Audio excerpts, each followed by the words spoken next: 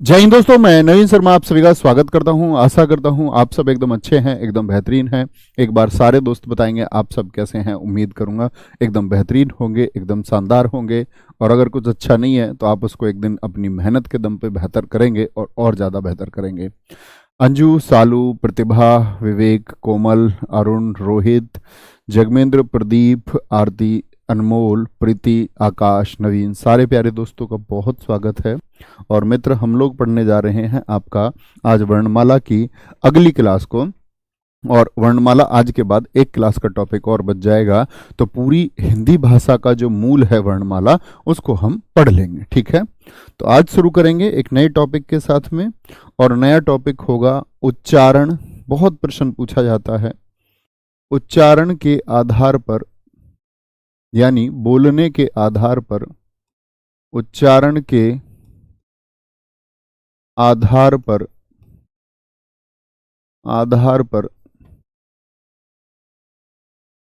वर्णों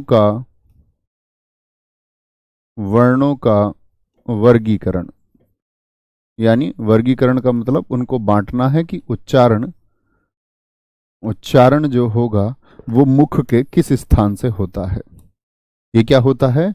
उच्चारण का मुख का स्थान होता है कि कौन सी ध्वनि मुख पर कहाँ प्रभाव डालती है। कौन सी ध्वनि मित्र मुख पर कहाँ प्रभाव डालती है। तो इसके लिए पहले आप लोग एक बार लिखें जो मैंने कल आपको वर्गीय व्यंजन बताए। मुझे बताएं वर्गीय व्यंजन की कुल संख्या मित्र मैंने कितनी आपको बताई थी। तो आप कहेंगे भैया 25 बताई थी। का, खा, गा, घा और अंगा। अगर इसको आप शुद्ध व्यंजन कहेंगे तो हमेशा हलंत से दर्शाना होगा। कैसे दर्शाना होगा? हमेशा हलंत से दर्शाते हैं। का, खा, गा, घा, अंगा। फिर कौन से बताए थे? चा, छा, हलंत तो अब जान ही चुके हैं आप। जा, झा, अइया, टा। तो इस बात को हमेशा मस्तिष्क में लगाएं कि शुद्ध व्यंजन हलंत के साथ होता है। टा, ठा, डा, ढा और अणा। ता, था, दा, धा, ना। पा, फा, बा, भा और मा। ये 25 क्या थे? ये 25 वर्गीय व्यंजन थे। ये 25 क्या थे मित्र? वर्गीय व्यंजन थे। तो यहां पर हमको एक बात देखनी है और सीखनी होगी कि जो वर्ग में पहला पहला वर्ण है वह क है। इसीलिए इन सब को हम कहते हैं, इसीलिए इनको हम कह देते हैं क्या मित्र? इनको हम कह देते हैं इनको हम कह देते हैं क वर्ग के व्यंजन। कैसे? क वर्ग के व्यंजन। तो कभी इस तरह से लिखा मिले आपको क वर्ग के व्यंजन, या पूछ ले निम्नलिखित में से क वर्ग का व्यंजन कौन सा है या कौन सा नहीं है। तो क वर्ग के व्यंजन से मतलब होता है जिनका पहला व्यंजन क है, जिनका पहला व्यंजन क है। ठीक है, ये कौन सा व्यंजन है बच्चे? इसको कौन से वर्ग के बोलेंगे? तो आप कहेंगे भैया इस वाले वर्ग के जो व्यंजन होंगे उनको हम कहेंगे च वर्ग के व्यंजन। कैसे कहेंगे? च वर्ग के व्यंजन। तो इसी प्रकार मित्र आप समझ पाए होंगे च वर्ग के व्यंजन कहेंगे। ठीक है, और जो आगे रहेंगे इनको इसी प्रकार से भाई साहब ट वर्ग के व्यंजन कहते हैं। तो कभी भी आपसे पूछे निम्नलिखित में से कौन सा ट वर्ग का व्यंजन है या नहीं है, तो आप कहेंगे ट वाले में तो टा, ठा, डा, ढा और अणा होते हैं। अगर आपसे पूछे तो इसमें क्या होंगे? त वाले में ता, था, दा, धा, ना। ये त वर्ग के व्यंजन मित्र होते हैं। त वर्ग के व्यंजन इनको हम कहते हैं। और त वर्ग के व्यंजन के बाद में भाई साहब आपका क्या बोलोगे? फिर हमारे होते हैं पा वर्ग के व्यंजन। कौन से? पा वर्ग के व्यंजन होते हैं। पा वर्ग के व्यंजन होते हैं। समझे जी बात को? यहां तक की बात में कोई दिक्कत, कोई परेशानी? एक बच्चा पूछ रहा है हलंत क्यों लगाया? मेरे दोस्त सैनजहान, आपने शायद पिछली क्लासेस नहीं की हैं। आप पिछली क्लासेस करें तो आप जान जाएंगे कि किसी भी शुद्ध व्यंजन को दर्शाने के लिए हलंत, इन सब में भी आप हलंत लगाएं तो कोई दिक्कत नहीं होगी। सभी में हलंत आप लगाते हैं तो कोई परेशानी नहीं होगी कि शुद्ध व्यंजन को हलंत से दर्शाया जाता है। शुद्ध व्यंजन को किससे? हलंत से, जो क्या है कि सिर्फ और सिर्फ व्यंजन है। ये मैंने आपको बताया था मित्र। अगर मैं सिर्फ कै लिख दूं, इसका मतलब होगा इसमें एक स्वर मौजूद है, यानी कि व्यंजन के साथ में एक स्वर मौजूद होता है। लेकिन अगर मैं कै हलंत दिखा दूंगा तो इसका मतलब क्या हुआ? कै में क्या होगा? एक व्यंजन और एक स्वर होता है। लेकिन मित्र मैंने कै हलंत ही दर्शा दिया तो इसका मतलब क्या है? इसमें स्वर नहीं है। क्या होता है मित्र? इसमें स्वर नहीं है। इसीलिए मैं सारे दोस्तों से कहता हूं, कभी भी आप क्लास में बीच में जुड़ें तो चैप्टर की पहली क्लास से सारी चीजें जो आपको रिकॉर्डेड मिलती हैं देखनी है। ठीक है? यहां तक भाई साहब कोई परेशानी किसी को? ठीक है जी, यहां तक हमको कोई परेशानी होनी भी नहीं चाहिए। ठीक है, क्या बोलेंगे जी? यहां तक मित्र हमको कोई परेशानी नहीं होनी चाहिए। तो क्या मैंने इनको नाम दे दिया? क्या वर्ग के व्यंजन, इसको नाम दिया मैंने च वर्ग के व्यंजन, इसको टे वर्ग के व्यंजन, इसको तय वर्ग के व्यंजन, और इसको हमने कहा क्या आपका, क्या बोल दिया? पै वर्ग के व्यंजन। तो अब बात आती है ये कहां से बोले जाते हैं। ये देखने की बात होगी और सीखने की बात भी होगी। सीखेंगे, एक बार देखना ध्यान से। अब आप लोग अपने मुख के बारे में जानते हैं मित्र, मुख के बारे में जानते हैं कि जो ध्वनि निकलती है भैया या तो कंठ से निकलती है, या कंठ के बाद तालु, तालु के बाद में फिर मूर्धा, मूर्धा के बाद में फिर आपका दंत और फिर ओष्ठ। इस हिस्से का प्रयोग होता है बोलने के लिए। स्वर तंत्रियां यहीं पर मौजूद होती हैं। स्वर तंत्रियां यानी मैं अगर बात करूं, ये आपकी नाक है, नाक के बाद में बच्चे मुख है आपका। तो इस तरह से ये जो हमारी गर्दन है, क्या बोलेंगे? ये हमारी गर्दन है। एक बार समझेंगे, गर्दन है ये हमारी। ये आपकी क्या है? ये आपकी ठोड़ी है। क्या है ये आपकी? ये आपकी ठोड़ी है। ठीक है, और ये आपकी क्या है? नाक है, नाक है। ठीक है, तो नाक से इन सब चीजों के बीच में क्या मौजूद है? गर्दन में क्या होता है मित्र? कंठ होता है कि नहीं होता? बोलेंगे। कंठ से जैसे ही ऊपर की तरफ चलेंगे, गर्दन से बाहर निकल के आओ, कंठ कहाँ है? यहां मौजूद है। कंठ से जैसे ही ऊपर की तरफ आओगे तो वो जो हिस्सा, विक्स का ऐड देखा है, उसको बोलते तालु। क्या बोलते हैं? तालु। जो विक्स के ऐड में वो आप देखेंगे मुख में बीच में एक हिस्सा लटका हुआ रहता है, तो उसको हम कहते हैं तालु। कंठ से जैसे ही ऊपर की तरफ चलते हैं तो तालु आ जाता है। क्या आ जाता है? तालु। तालु से जैसे ही ऊपर चलोगे, जब हमारी जीभ लप लप लप लप चलती रहती है तो जीभ ऊपर कहां टकराती रहती है? यानी ऊपर वाला जो हिस्सा है जिसमें आप भी कुछ बोले, लगातार एक वाक्य बोल के देखिए, आपकी जीभ जो मुख के ऊपर जिस हिस्से में बार बार लप लप लप लप टकराती है, उसी को हम मूर्धा कहते हैं। यानी इससे ऊपर चलते हैं तो मूर्धा आता है। कौन सा हिस्सा आता है? मूर्धा आता है। मूर्धा से आगे दोस्त आपके दंत आते हैं, दांत आते हैं, और दांतों के बाद में ओष्ठ आते हैं। क्या आते हैं? फिर दंत आता है और दंत से आगे ओष्ठ आता है। वापस चलते हैं, अभी बस थोड़ा समझिए क्या बोला मैंने। ओष्ठ, ओष्ठ से अंदर की तरफ दांत, दांत से अंदर ये वाला हिस्सा जो ऊपर वाला हिस्सा होता है इसको मूर्धा। मूर्धा से जब गले की तरफ प्रवेश करेंगे तो विक्स की गोली लो, खिस खिस दूर करो, वो जो बीच में दिखाते हैं ऐड में, ठीक है, यहां होता है एकदम शुरुआत में गले के, तो उसको हम बोलते हैं आपका क्या बोलेंगे जी? तालु। और कंठ होता है यहां पर। देखेंगे इस बात का भैया यहां क्या मतलब है, ये क्यों बता रहे हो? तो दोस्त जो कै वाले हैं ना, इसी क्रम से शुरू करना नीचे से। जैसे मैंने बोला कै वर्ग वाले जो होते हैं ना मित्र, कै वर्ग वाले जो होते हैं, कै वर्ग वाले जो होते हैं ये कंठ से बोले जाते हैं। कहां से? इनका जो उच्चारण होता है वो कंठ से होता है, सभी का। का खा गा घा अंगा कहां से? कंठ से।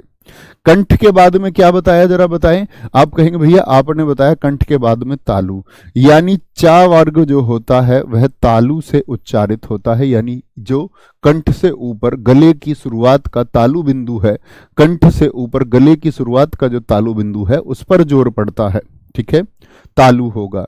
और फिर क्या होगा आपका, फिर क्या बोलोगे, कंठ तालु, फिर होगा मित्र मूर्धा, क्या होगा, मूर्धा होगा। और तय वर्ग जो होता है वह मित्र आपका कहां से, दंत से बोला जाता है, दंत से। और पै वर्ग आपका होठ से बोला जाता है। बोल के देखिए, पा फा बा भा मा, आपका क्या बोलेंगे, पा फा बा भा मा। कोई दिक्कत इतनी बात में? नहीं भैया यहां तक की बात में तो कोई दिक्कत नहीं। तो जो कंठ से बोले जाएंगे उनको हम कहते हैं कंठव्य वर्ण। क्या बोलोगे, कंठव्य व्यंजन कह देते हैं। जो तालु से बोले जाएंगे मित्र उनको हम कह देते हैं तालव्य। क्या बोलोगे, तालव्य कह देते हैं। जो मूर्धा से बोले जाएं उनको हम मूर्धन्य कह देते हैं। क्या कह देते हैं, मूर्धन्य व्यंजन कह देंगे। और जो दंत से बोले जाएं उनको हम दंतव्य कह देते हैं। और जो होठ से बोले जाते हैं उनको हम ओष्ठ्य, ओष्ठ्य कह देते हैं। यानी भाई साहब बात समझे आप मेरी, मैं क्या समझाना चाह रहा हूं। जो होठ से बोले जाएं उनको ओष्ठ्य कहेंगे। क्या कहेंगे, ओष्ठ्य कह देंगे। कोई दिक्कत इतनी बात में? तो मूर्धा बोले या मूर्धन्य बोले, या बोले कंठ से बोले जाने वाले, या बोले कंठव्य, तो बात क्या होगी मित्र, एक ही बात होगी। थोड़ी बात समझ में आई, थोड़ी बात समझ में आई। एक बच्चे ने पूछा सर मूर्धा क्या है। मेरे दोस्त आप आवाज बंद करके क्लास तो नहीं देख रहे हैं कहीं? फिर से समझा देता हूं एक बार। आपका गला जानते हो या नहीं, या बिगर गले का तो नहीं है कोई आदमी यहां पर? ऐसा तो मित्र कोई आदमी नहीं है आपका, ऐसा तो कोई आदमी नहीं है जो बिगर गले के हो। तो जो गला है ये देखो, यहां जो यहां हड्डी सी निकल रही होगी आपकी गर्दन पे, ये कंठ है।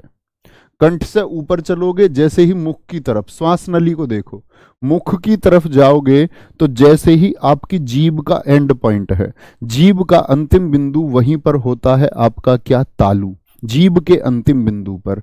और हमारे मुख में नीचे की तरफ तो जीभ है, और ऊपर की तरफ क्या है, वो हिस्सा जो दांतों के पीछे ऊपर की तरफ, दांतों के तो पीछे है और जीभ के ऊपर है, वही मित्र मूर्धा है। और दांत तो जानते ही हो या नहीं जानते, और ओष्ठ्य, ओष्ठ्य तो जानते ही हो कि नहीं जानते, होठ को कहते हैं। बंद करके आवाज देखते हो क्लास तो कैसे समझोगे मूर्धन्य है? कुछ बच्चे ऐसे रहते सिर्फ पीडीएफ पढ़ लेंगे और पीडीएफ पढ़ के फिर टेलीग्राम में फालतू की बातें शुरू कर देते हैं।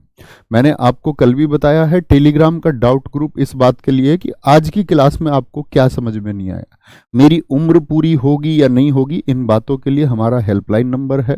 आप अच्छे बच्चों को भी डिस्टर्ब करते हैं।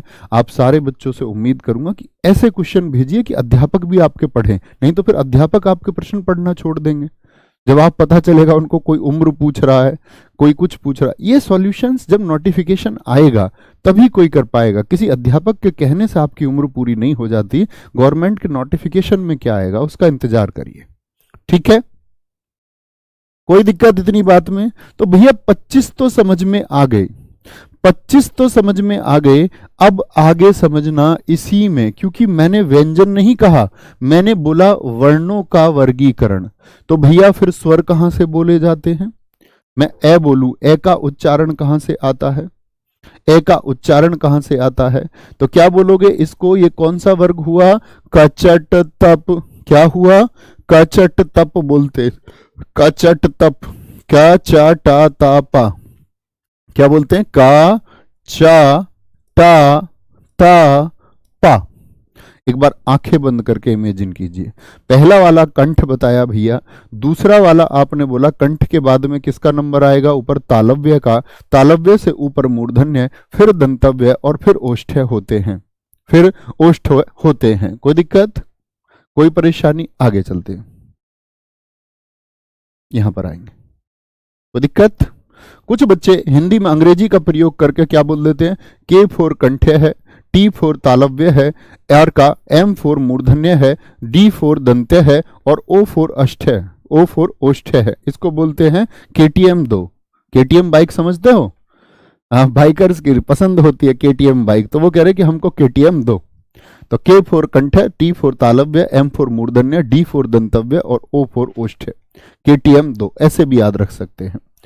अब आते हैं थोड़ी सी फनी चीज पर, क्योंकि हम स्वर को बच्चे हमेशा भूल जाते हैं, तो थोड़ी फनी तरीके से उसको याद कर लेते हैं हम।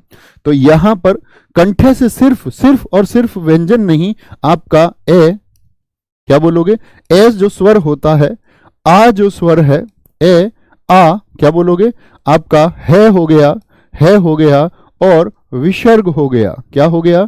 विसर्ग। यानी विसर्ग कहां से उच्चारित होता है? कंठे से।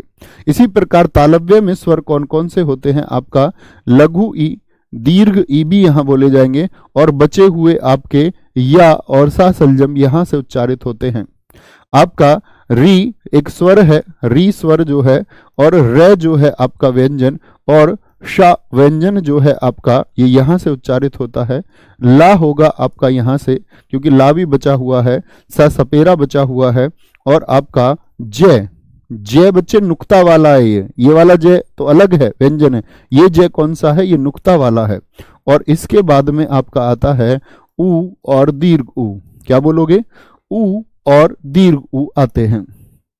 ठीक है, तो इसी क्रम में आप आगे क्या बढ़ाएंगे? आपका इसी क्रम में भैया हम आगे आपका स्वरों को भी प्रयोग करते हैं, क्योंकि सिर्फ व्यंजन ही उच्चारित थोड़ी होते हैं भैया, स्वर भी तो उच्चारित होते हैं। तो स्वर कहां से बोले जाते हैं? देखिए, स्वर कहां से बोले जाते हैं? क्या बोलेंगे? अब इसको याद कैसे करना है, इसको मैं थोड़ा सा खिसका सकता हूं मित्र इधर। इतना तो आप लोग समझ ही गए होंगे कि टे वर्ग जो है और कै वर्ग क्या है। टे और कै वर्ग क्या है, ये उम्मीद करूंगा कि आप सब लोग समझ गए होंगे। देखेंगे, क्योंकि आपकी परीक्षा में यहां इस टेबल से प्रश्न आना तय ही है, तय ही है।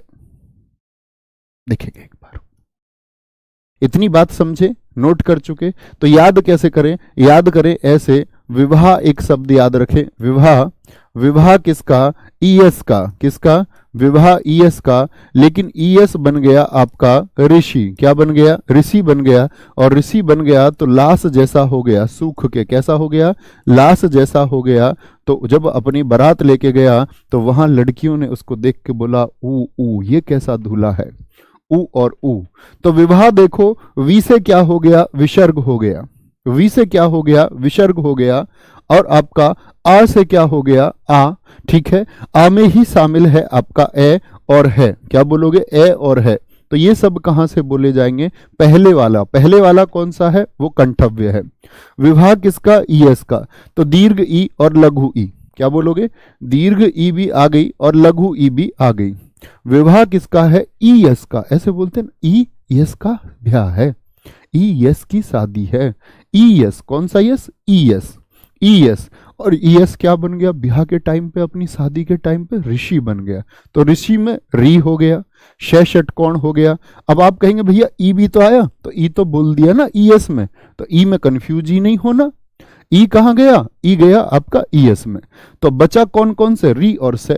तो री से एक तो रे याद रखोगे, री याद रखोगे, षटकोण याद रखोगे। ठीक है, अच्छा, ला सा जा। ला सा जा कैसा हो गया? लाश जैसा, लाश जैसा हो गया। तो आप कहेंगे भैया लाश जैसा, तो आ भी तो आया, आ पहले ही पहुंचा दिया ना विवाह में, विवाह में आ पहले ही पहुंचा दिया ना।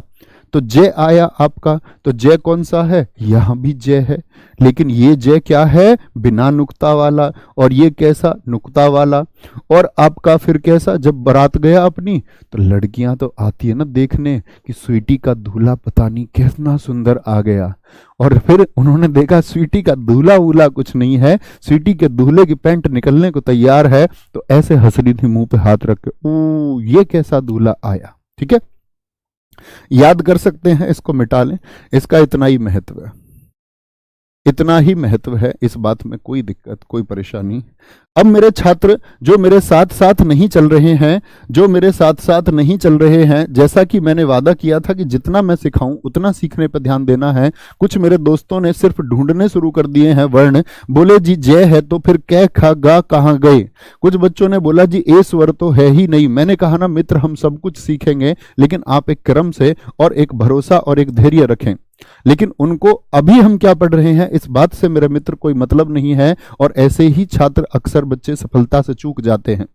जो वर्तमान स्थिति को समझते हुए बहुत फोकस के साथ नहीं पढ़ता है, अंत में सिलेक्शन से चूक जाता है, और फिर बाद में अध्यापक गणों और चैनलों के लिए अपशब्दों का प्रयोग करता है। यहां देखो, शुरू करेंगे। अब क्या क्या बच गया बोलो जरा, स्वरों में क्या क्या आ गया। अब थोड़ा लॉजिक लगाओ कि स्वरों में क्या क्या आ गया। उस स्टेप पर हम अब बढ़ेंगे। तो मैं देखता हूं ए आ ई उ री। भैया अभी आपका ए दीर्घ ए दीर्घ ए, ओ और दीर्घ ओ नहीं लिए हैं आपने। क्या मैं मित्र ठीक कह रहा हूं कि ये हमारे बाकी रह गए हैं, ये हमारे बाकी रह गए हैं स्वरों में। हाँ भैया, इन चारों के बारे में आपने नहीं बताया। तो मेरे दोस्त, इन चारों को हम कहते हैं ए, और ए को हम बोलेंगे हमेशा कंठ तालव्य। उस टेबल में ये इसलिए नहीं आ सकते क्योंकि एक से अधिक से बोले जाते हैं। ओ और ओ को हम कहते हैं कंठोष्ठ। क्या कहते हैं इसको? हम कहते हैं आपका कंठोष्ठ व्यंजन, कंठोष्ठ व्यंजन। इसीलिए इनको इस टेबल में नहीं रखा जाता है। यहां तक की बात में कोई दिक्कत किसी मेरे मित्र को बोलेंगे एक बार। इसीलिए इनको कंठोष्ठ क्या बोलते हैं, इसीलिए इनको हम कहते हैं मित्र आपका, इसीलिए इनको हम कहते हैं आपका क्या, कंठ तालव्य और कंठोष्ठ। जरा देखेंगे कैसे। कंठ और तालु में मित्र कौन से दो शब्द आपको दिखते हैं? कंठ और तालु में तो भैया मुझको दो शब्द दिखते हैं, रटना नहीं है।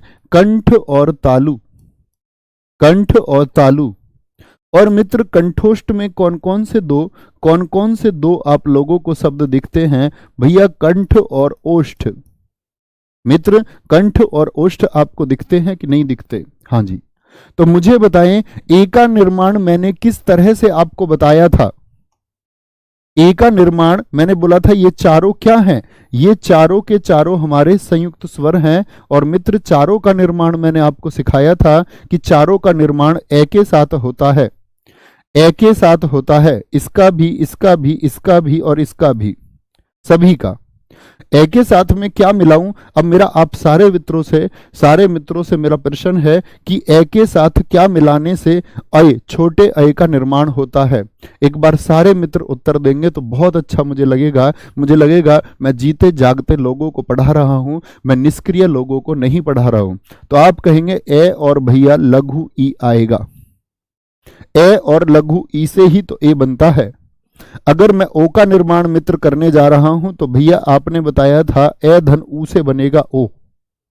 तो जो ओ की प्रकृति वही औ की प्रकृति, जो ए की प्रकृति जहां से लघु बोला जाएगा दीर्घ भी वहीं से बोला जाएगा, एक ही प्रकृति है। मेरे बहुत सारे दोस्तों ने उत्तर दिया है, क्या बोलेंगे? आ धन ई। तो मित्र मुझे बताएं ए का उच्चारण स्थान क्या है? आप कहेंगे ए का उच्चारण स्थान भैया कंठ होता है। ए का उच्चारण स्थान कंठ होता है। आपने हमको बताया विवाह। और अगर मैं पूछूं लघु ई, विवाह किसका? ईएस का। कंठ के बाद में भैया आपने दूसरा बोला था तालु होगा, तालु होगा। बोलो आया मजा, बोलो आया मजा। ए का स्थान क्या होता है? कंठ होता है। और ऊ का स्थान ऊ, सब लड़कियां बोल रही थी ऊ ऊ, अंत में ही तो बोल रही थी। तो अंत में क्या है? अंत में दोस्त ओष्ठ है। तो कंठ और ओष्ठ से बनता है औ। तो उसी प्रकार जहां औ का उच्चारण होगा वहीं से तो औ का उच्चारण होगा, और ए का उच्चारण जहां से होगा ऐ का उच्चारण भी वहीं से होगा। बात समझ में आई कि इस टेबल में इसको ना रखे, क्योंकि ये दो की मदद से बोला जाता है, इसीलिए इसको अलग से पढ़ना पड़ता है।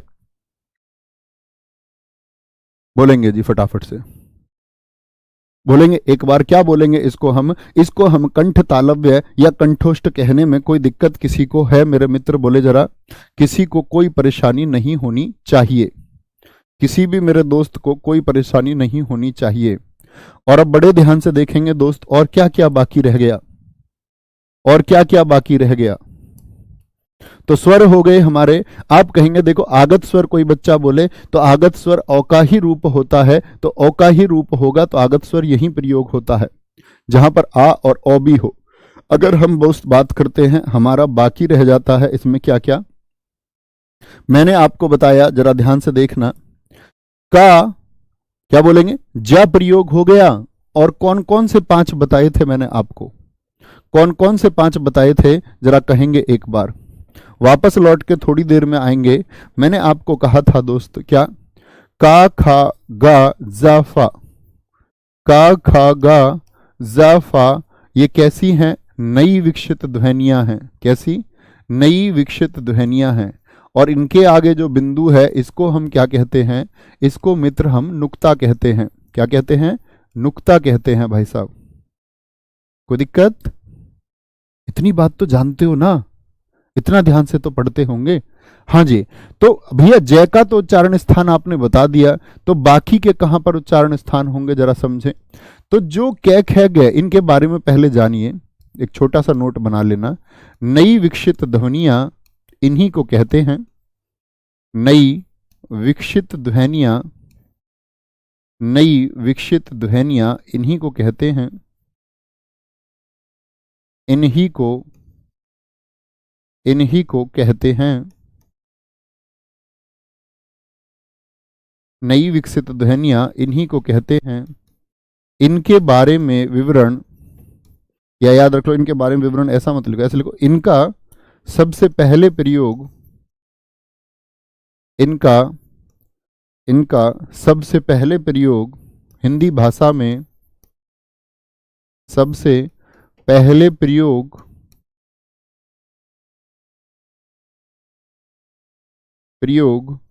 हिंदी भाषा में, सबसे पहले प्रयोग हिंदी भाषा में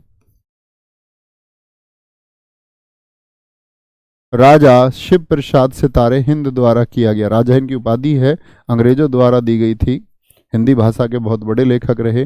राजा शिव प्रसाद, राजा शिव प्रसाद सितारे हिंद, ये हम साहित्य जब पढ़ेंगे विस्तार से, राजा शिव प्रसाद सितारे हिंद द्वारा किया गया, द्वारा किया गया। तो बोलेंगे कि अगर पूछूं नुक्ता के बारे में, नुक्ता के बारे में आपसे प्रश्न पूछा जाए, जैसा कि हमेशा पूछा जाता रहा है, यूपीएसआई परीक्षा आपकी पिछले वाले में भी पूछा गया, नुक्ता ध्वनियों का विचार सबसे पहले किसके मस्तिष्क में आया, तो राजा शिव प्रसाद सितारे हिंद के मस्तिष्क में आया। शिव प्रसाद सितारे हिंद, तो इन्होंने बोला का खा गा जाफा ये कहाँ से आई हैं, इन सब के लिए इन्होंने कहा कि ये उन शब्दों में प्रयोग होते हैं, कौन से, जो अरबी फारसी के शब्द होते हैं।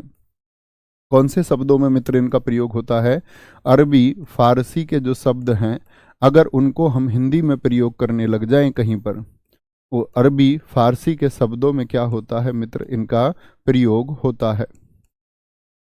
जैसे थोड़ा सा अंतर करके मैं दिखाता हूं, जैसे पहला कै है, क्या है, कै है, तो कैसे एक शब्द ले लेते हैं, इधर तो ले लेते हैं हिंदी के शब्द मित्र, और इधर ले लेते हैं हम आपका किसके, जो अरबी या फारसी के शब्द हों, या सीधे हम कहें तो उर्दू के शब्द कह सकते हैं। इधर हम ले उर्दू के शब्द, तो एक छोटा सा अंतर समझेंगे। अगर मैं बोल दूं हिंदी में मित्र मैं बोल दूं आपसे, एक सेकंड देना भाई साहब बस।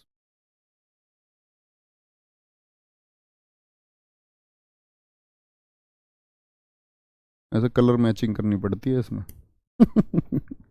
आगे आएंगे। हिंदी के शब्द में बोलूं तो हिंदी का शब्द कफ का मतलब क्या होता है, कफ का मतलब जब वात का रोग अधिक बढ़ जाता है और गले में अवरुद्ध या बोले गले में अवरोधन पैदा होने लग जाता है, तो इसको हम बलगम कहते हैं। क्या बोलते हैं, बलगम, ठीक है। और एक होता है उर्दू के शब्दों में, यदि मैं कै पर मित्र आपका नुक्ता लगा लूं तो इस कफ का मतलब होता है जिस पर आप बटन को लगाते हैं, ठीक है। क्या बोलते हैं, जैसे बटन को हम लगाते हैं तो इसको क्या बोलते हैं, कफ। यहाँ जो बटन लगता है आपका, ये क्या होता है आपका, ये हिस्सा शर्ट का ये कफ होता है, ये क्या होता है, ये कफ होता है। तो इसको हम बोलते हैं आपका क्या, बटन का हिस्सा, क्या बोलेंगे मित्र? इसको हम बटन का हिस्सा कहेंगे। बटन का हिस्सा होता है, ठीक है, जहां पर बटन लगा होता है। कफ हो गया। जैसे ख से एक शब्द देखते हैं मित्र हम, खाना। हिंदी में अगर खाना हम बोलेंगे तो इसका मतलब होगा भोजन। क्या होता है? भोजन के संदर्भ में प्रयोग होता है। लेकिन मैं अगर खा ना लिख रहा हूं, यानी कि नुक्ता का प्रयोग मैं कर रहा हूं, तो क्या कहेंगे? नुक्ता का प्रयोग खाना का मतलब होगा कमरा या कोई डिब्बा के रूप में प्रयोग होता है। ऐसे शब्दों का प्रयोग आप करके देखिए या सोचिए जिनमें खाना आता हो। क्या बोलेंगे? जिनमें खाना। जैसे मैं बोल दूं जेल खाना, तो जेल खाने का मतलब क्या है? जेल का खाना नहीं है, जेल का भोजन नहीं है। जेल खाना का मतलब है जेल का कोई एक कमरा है, जेल का कोई एक कमरा है, ठीक है, जेल का कोई एक कमरा है। खाना का मतलब यही होता है, ठीक है, खाना का मतलब यही होता है। और जैसे गोल शब्द होता है, गोल का मतलब होता है सर्कल, यानी कि वृत्त के रूप में प्रयोग होता है गोल। लेकिन अगर यदि दोस्त गोल शब्द का इस्तेमाल कर दिया जाए नुक्ता लगा करके, तो इसका मतलब हो जाता है कोई ग्रुप है, कोई दल है। क्या है? कोई ग्रुप है या कोई दल है। जैसे गह से बात करें, नहीं सॉरी गह नहीं, क्या गया जय, जैसे जैसे बात करें एक शब्द हो जाए जरा। जरा का मतलब होता है बुढ़ापा। क्या होता है? जरा अवस्था, इसको बुढ़ापा कहते हैं, बुढ़ापा कहते हैं, अंतिम अवस्था होती है। लेकिन मित्र अगर नुक्ता लग जाए, जरा हो जाए, तो जरा को क्या बोलेंगे? थोड़ा बोलते हैं, थोड़ा सा। जरा सा जीरा दे दो, ठीक है, जरा सी हल्दी दे दो। क्या दे दो? जरा सी हल्दी दे दो, ठीक है, जरा सी हल्दी दे दो। और ऐसे ही कुछ सोचिए, का खा गा जा फा से सोचे, तो फै से दोस्त आप देखें, जैसे एक बहुत प्रचलित शब्द होता है फन। क्या बोलोगे? फन। फन किसका होता है? हम बोलेंगे इसको सांप के संदर्भ में प्रयोग होता है। सांप के शब्द में, सांप के संदर्भ में, नाग के जो फन होता है ना उनका, उसके लिए। लेकिन मित्र अगर फन नुक्ता वाला लिखा हुआ है, इसका मतलब है हुनर होता है। समझ गए मेरी बात में अंतर? यानी एक जैसे ही शब्दों में यदि नुक्ता लग जाएगा तो कहने का मतलब है उसका अर्थ बदल जाता है, उसका अर्थ बदल जाता है। बोलेंगे एक बार, मेरे एक मित्र ने बहुत अच्छा बताया है, रोहित ने, कारखाना लिख के। रोहित जी आपने बहुत अच्छा आंसर दिया है। राहुल जी कह रहे हैं कफन किस शब्द का अर्थ है, हिंदी है कि उर्दू है? दोस्त उर्दू है, लेकिन इसके बारे में अभी बात नहीं करेंगे। जब हम विदेशज शब्दों को पढ़ेंगे तब इन सब की चर्चा करेंगे, ठीक है? कोई दिक्कत? बोलेंगे आराम से। अनुराधा मिश्रा जी बहुत ठीक उत्तर आपने पांचों के दिए हैं, अलग अलग शब्द लिखे हैं। इतनी बात समझ गए तो समझ गए कि का खा गा जा फा।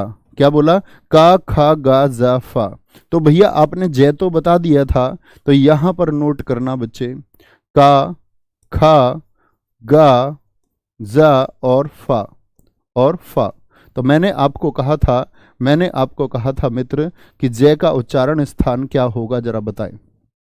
कॉपी में देख के कोई नहीं बताएगा। तो मैंने बोला था विवाह ईएस का, ईएस बन गया ऋषि, ऋषि बन के हो गया लास जैसा, यानी चौथे में आता था जी ये वाला जय। और चौथा मित्र क्या होता है? दंत होता है। तो इस वाले को मैंने बताया था कहाँ से उच्चारित होगा? दंत से उच्चारित होता है, दंत से। अभी काखा गा को और जान लीजिए, इन तीनों का जो उच्चारण स्थान होता है वो होता है जिह्वा का मूल। यानी ये कहाँ से? खा, ये जिह्वा के मूल यानी जड़ से बोले जाते हैं। क्या बोलोगे? जिह्वा यानी जीव के मूल से बोले जाते हैं, जीव के मूल से उच्चारण होता है इनका, जिह्वा के मूल से उच्चारण होगा।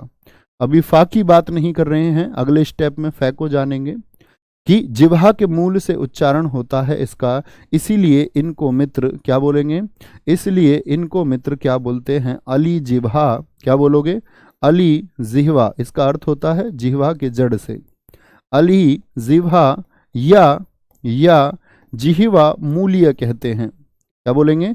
जिह्वा मूल्य कहते हैं, जिह्वा मूल्य कहते हैं। ये बात आपको हमेशा याद रख लेनी है, ठीक है? जिह्वा मूल्य कहते हैं। इतनी बात में किसी को, मेरे दोस्त को कोई दिक्कत?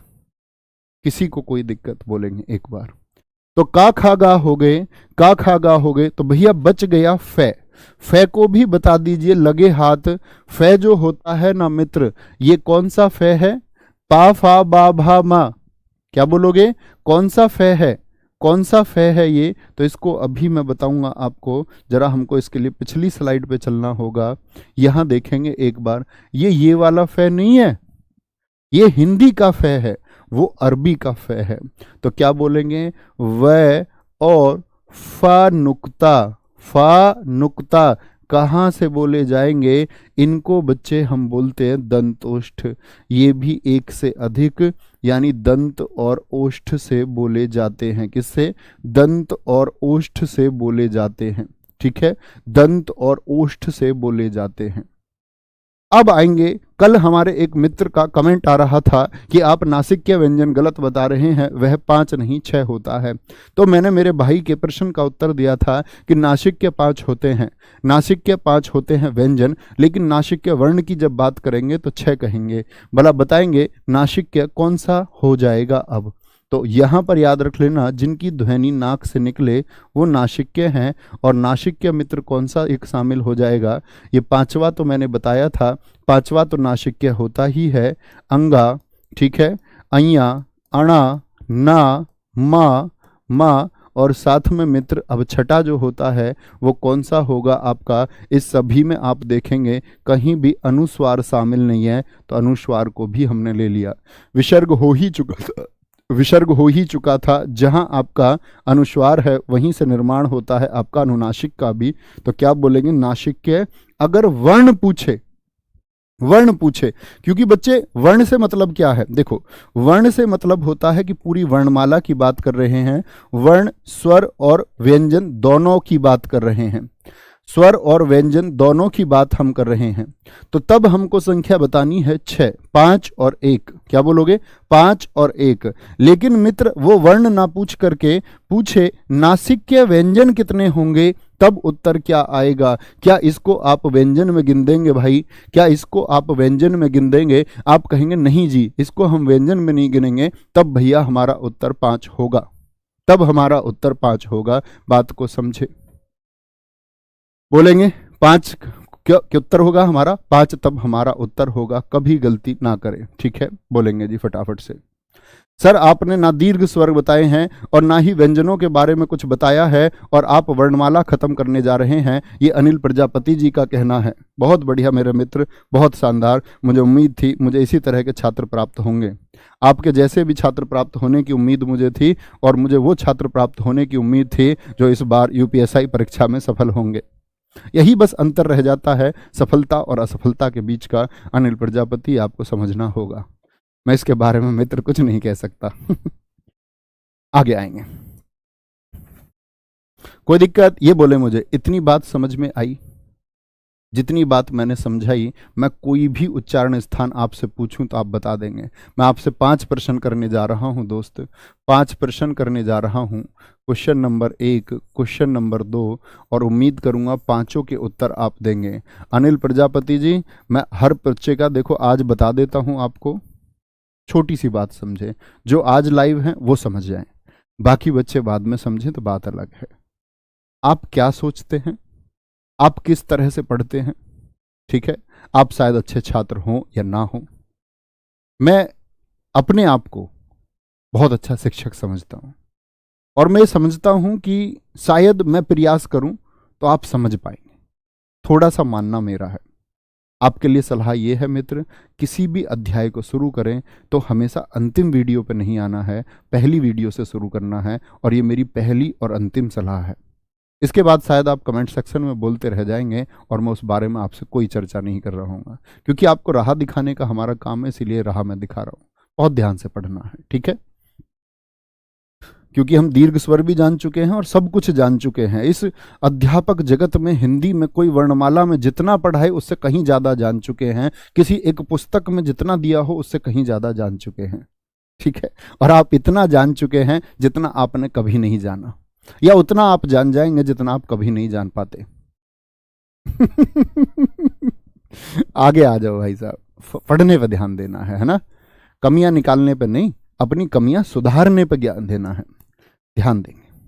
तो मैंने कहा क्वेश्चन नंबर 1 मुझे बताए ख का उच्चारण स्थान क्या होगा, ख कहाँ से उच्चारित किया जाएगा, फटाफट से उत्तर आना चाहिए। ले कहाँ से उच्चारित किया जाएगा, ले का उच्चारण कहाँ से होगा, मुझे बता दो आप। रे का उच्चारण कहाँ से होगा, रे का उच्चारण कहाँ से होगा। थे का उच्चारण कहाँ से होगा मित्र, थे का उच्चारण कहाँ से होगा। मुझे बताओ लघु ई का उच्चारण कहाँ से होगा। पांचों का उत्तर एकदम जबरदस्त आना चाहिए। संदीप सिंह जी, बहुत बहुत सारा प्यार मेरे दोस्त, बहुत सारा प्यार। आप सब लोगों के सकारात्मक शब्द हमको ऊर्जा देते हैं और उसी ऊर्जा की वजह से हम आगे बढ़ पाते हैं। चलो नहीं, कुछ नॉटी बच्चे होते हैं, उनको समझाना पड़ता है, क्योंकि वो भी बच्चे हमारा ही धर्म है कि कोई बच्चा अगर भटक रहा है तो उसको प्रयास करें कि शायद। मैं आपको बताता हूँ, पिछले यूपीएसआई में एक बच्ची को मेरा व्हाट्सएप नंबर मिल गया और पेपर शुरू हुआ। वो शुरुआत में ऐसे डाउट पूछे, मुझे लगे यार यूपीएसआई में सिलेक्शन की उम्मीद भी कैसे ये रख सकते हैं। लेकिन कम से कम वो गुड़िया मेरे संपर्क में इस प्रकार से 7-8 महीने हर बात के लिए छोटा मोटा डाउट पूछ ले। मैं उनसे बार बार बोलूँ कि यार तुम्हारे ही पूछने का डाउट है, तुम कैसे ग्रेजुएट हो, ये छोटी चीज। तो वो ऐसे नहीं बोले, वो बोले भैया बता दो, बस एक बार बता दो, दोबारा नहीं पूछूंगी। और 5-7-10 दिन में फिर दोबारा पूछ ले। अनुराधा नाम है, ठीक है, और तुम सच मानना यूपीएसआई में बहुत अच्छे मार्क्स से सेलेक्ट हुई। तो बच्चे ये समझने की बात होती है आप लोगों के लिए कि हम शुरू में हो सकते हैं नटखट, हम शुरू में पढ़ाई में कमजोर हो सकते हैं, लेकिन एक अभ्यास के द्वारा आप बहुत शानदार हो सकते हैं, लेकिन फोकस करना होगा।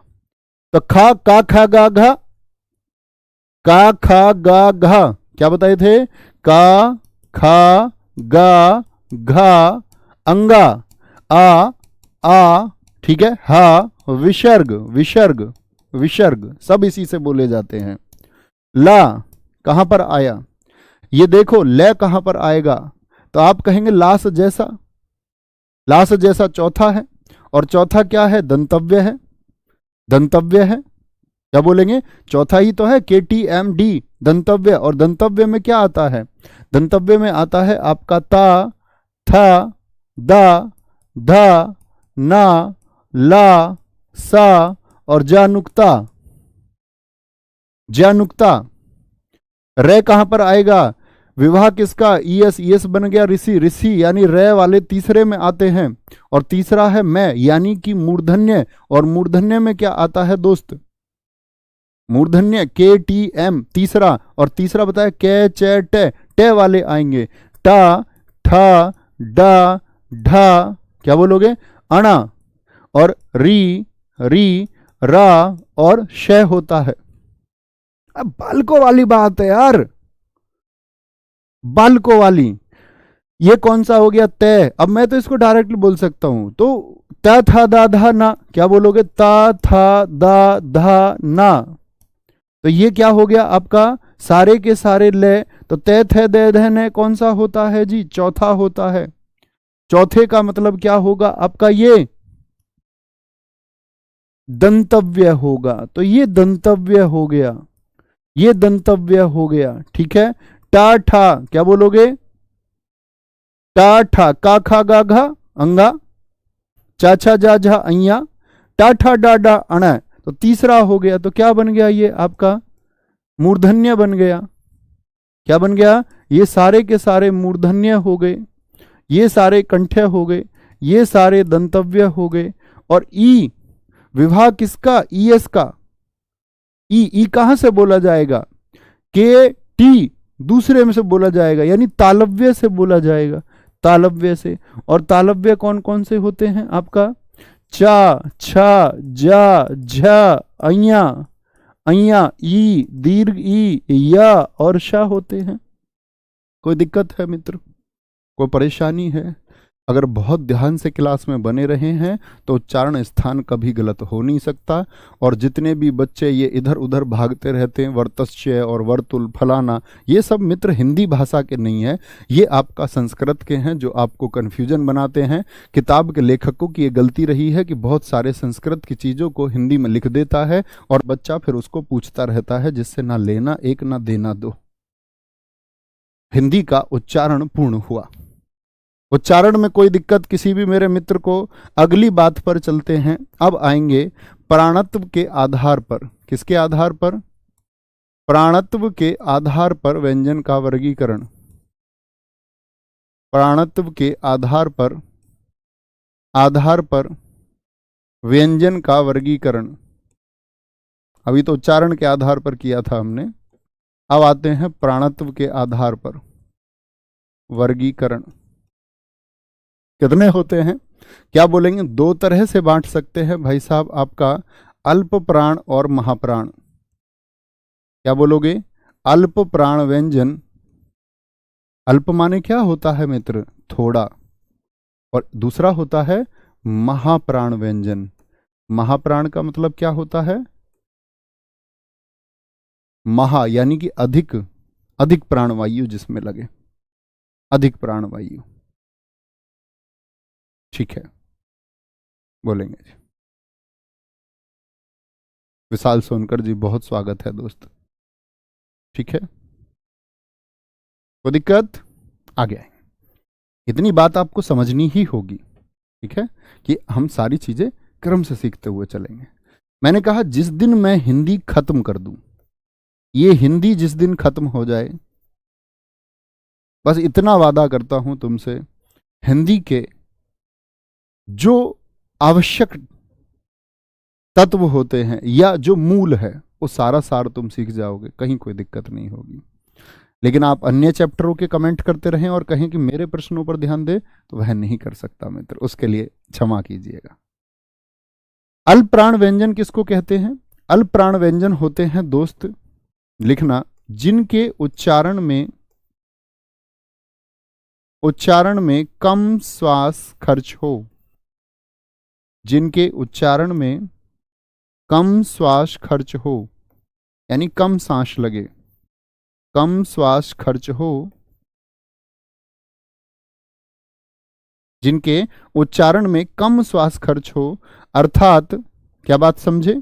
मैं कह सकता हूं कि बोलने के लिए, क्या बोलेंगे, उच्चारण के लिए कम प्राणवायु की आवश्यकता हो, कम प्राणवायु की आवश्यकता हो।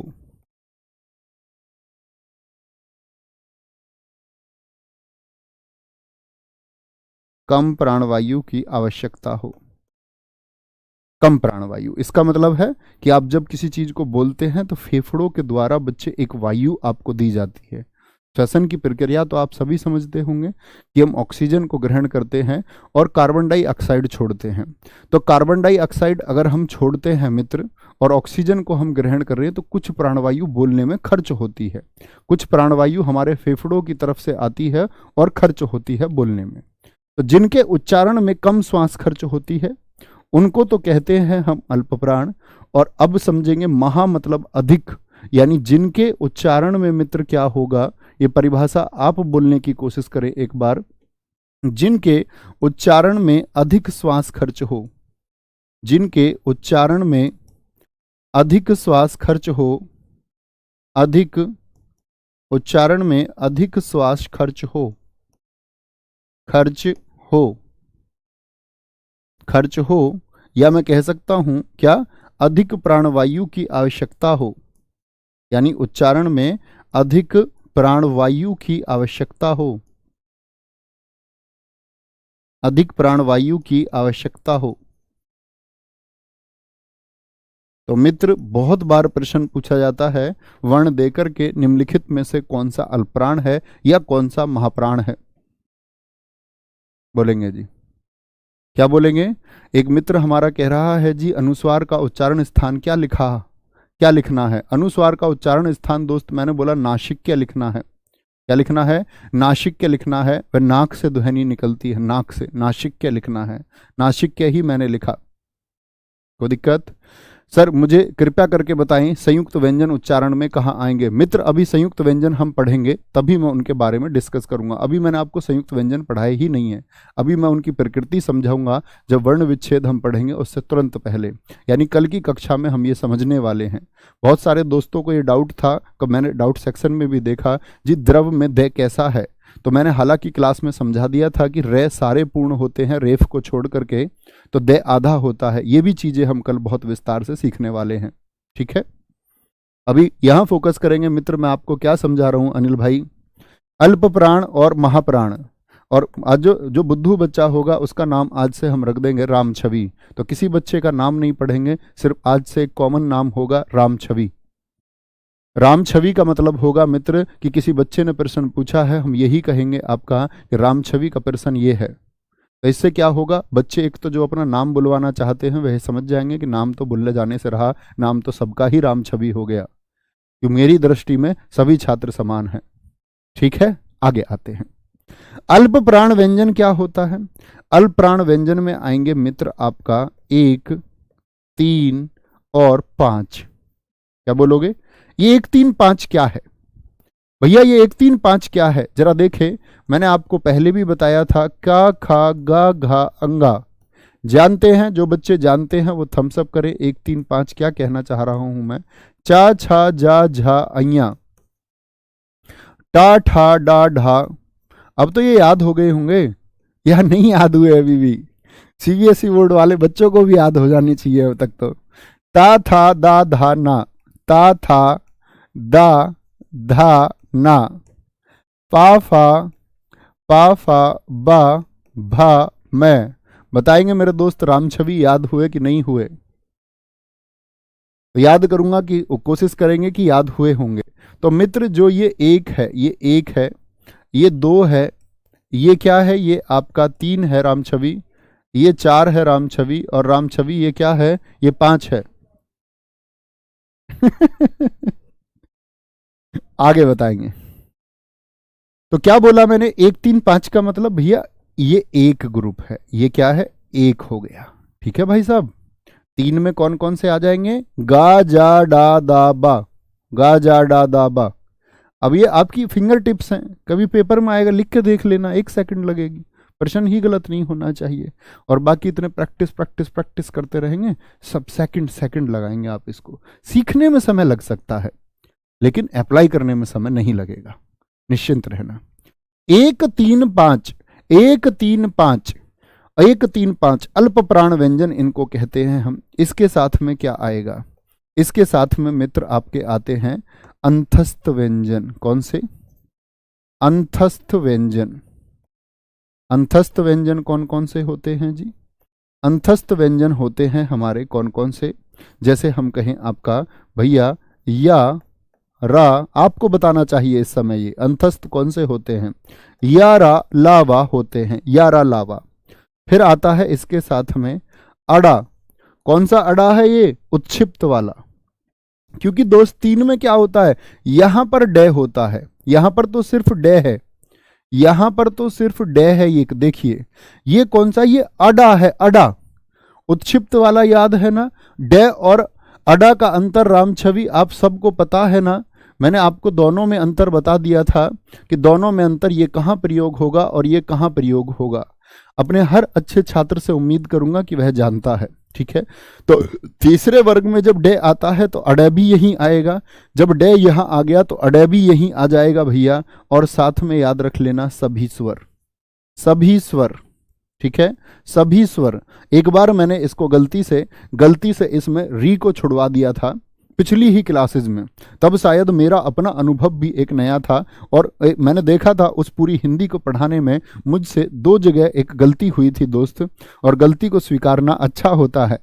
तो वहां पर मुझसे एक गलती तो हुई थी स्वरों में, ठीक है, और एक गलती हुई थी विशेषण के, एक उसमें विशेषण के एक गलती तो हुई थी मुझसे। कहाँ? यहीं इस वाले। तो मुझे आज याद आ रहा है कि अल्प प्राण में एक छोटी सी भूल मैंने वहां की थी, और ऐसे ही एक विशेषण में छोटी सी भूल मैंने की थी। ये बात मैं इसीलिए भी बता रहा हूं क्योंकि जो रिकॉर्डेड बैच हमारा था उससे कुछ बच्चों ने शायद नोट्स बनाए हों, तो वो करेक्शन कर लें एक, ताकि परीक्षा के समय पर हमसे गलती ना हो।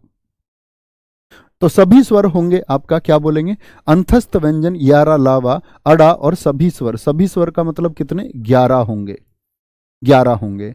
ये संख्या मुझे जोड़ करके बताएं बच्चे, ये संख्या मुझे जोड़ करके बताएं। 1, 3, 5 में कितने आए भैया? 1, 2, 3, 4, 5, 6, 7, 8, 9, 10, 11, 12, 13, 14, 15।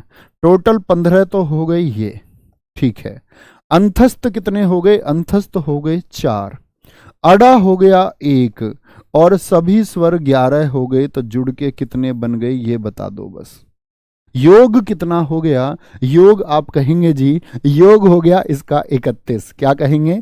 इसका जो योग है, इसका जो योग है, यानी आपसे कभी भी मित्र पूछे कुल अल्प प्राण, कुल अल्प प्राण वर्ण कितने होंगे, तो आप कहेंगे जी भैया 31 होंगे। क्या होंगे? 31 होंगे। बात को समझें, कोई दिक्कत, कोई परेशानी? वेरी गुड, बहुत सारे मित्रों का उत्तर सही आता हुआ 31 31 31 31।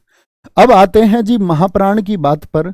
महाप्राण की यदि हम बात कर दें भाई साहब, महाप्राण की, ये तो हमने अभी बात की है किसकी? अल्प प्राण की, ठीक है।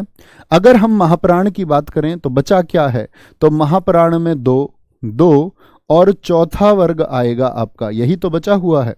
दूसरा और चौथा आएगा, और दूसरे चौथे के साथ में, चौथे में देखिए जरा ढा है, तो अढ़ा कहां पर आएगा? अढ़ा कहां पर आएगा?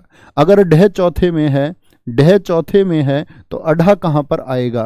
क्योंकि डे वाले के साथ तो अढ़ा गया था, यहां पर अढ़ा आ जाएगा।